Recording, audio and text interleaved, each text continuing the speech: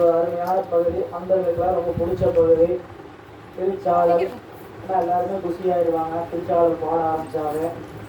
ஏன்னா அது அருள் நிறைந்த பகுதி என்பதனால மணிவாசக பெருமான் அருளை வெளிப்படுத்திய இடமாக அமைந்தது. ஏன்னா மணிவாசக பெருமான் ஒரு அற்புதம் ஒன்று பெருசாக நான் சொல்ல முடியாது.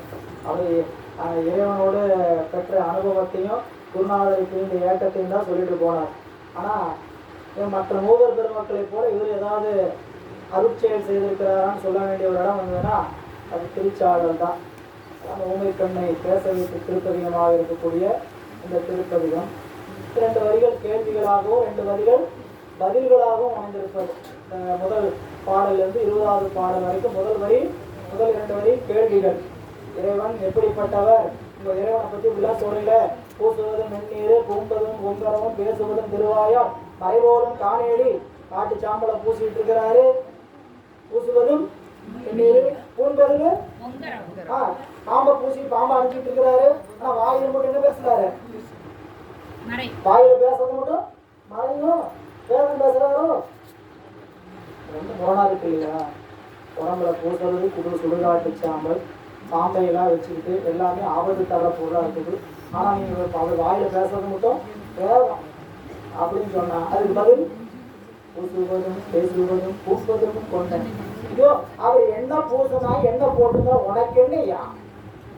பூசுவதும் பேசுவதும் பூம்பதும் கொண்டு எண்ணெய். ஈசன் அவன் எவ்வுயிர்க்கும் இயல்பான எல்லா உயிரோடும் கலந்து சார்ந்து இருக்கிறார்.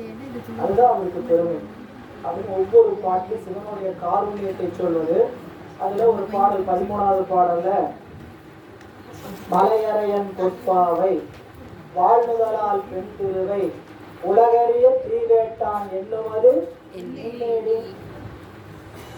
எதுக்கு பார்வதி அம்மையை கல்யாணம் பண்ணிட்டாரு? கேள்வி. இப்ப சாமி இவ்வளவு பேசுறாரு, எதுக்கு பார்வதி அம்மாவை கல்யாணம் பண்ணிட்டாரு அப்படின்னா, ஓ அவர் என்ன நம்மளை போல குடும்ப வாழ்க்கை நடத்துக்க கல்யாணம் பண்ணிட்டாரு? இல்லப்பா, அவர் பண்ணிக்கலைன்னா நாம் என்ன ஆக முடியாது. இது போல இன்பத்தை சொல்ல வந்த செய்தி. இறைவன் உயிர்களுக்கு 3 வகையில அருள் செய்கிறார். போக வடிவம், யோக வடிவம், வேக வடிவம். இந்த 3 நிலையும் இருந்தால் மட்டும்தான் நாம் இந்த உலகத்துல இயங்க முடியும். இதுல எந்த நிலை இல்லை என்றாலும் நாம் உலகத்தில் இயங்க முடியாது. சிவபெருமான் 3 வகை வடிவம் தாங்கி நிற்கிறார். போக வடிவம், யோக வடிவம், வேக வடிவம். போக வடிவமாக இருப்பது அருவம், யோக வடிவமாக இருப்பது உருவம், போக வடிவமாக இருப்பது அருவுருவம். இப்படி 3 வகை வடிவம் தாங்கினாத்தான் நாம அந்த நிலையில நிக்க முடியும். இப்போ அவர் போகியா இல்லைன்னா நாம போகியா இருக்க மாட்டோம். வெறும் யோகியா வேகியா மட்டும்தான் இருப்போம். அவர் போகியாவும் இருக்கிறார், யோகியாவும் இருக்கிறார், வேகியா போகியாக அம்மையப்பராக எழுந்தரும் திருமேனியா விடைமேல் பாகனராக இருக்கிறார் போகியாக. அதே போல யோகியாக தட்சிணாமூர்த்தியாக இருந்து அருள் செய்கிறார். வேகியாக வீரபத்திரன் பைரவர் போன்ற வேகியாக இருந்து அருள் செய்கிறார்.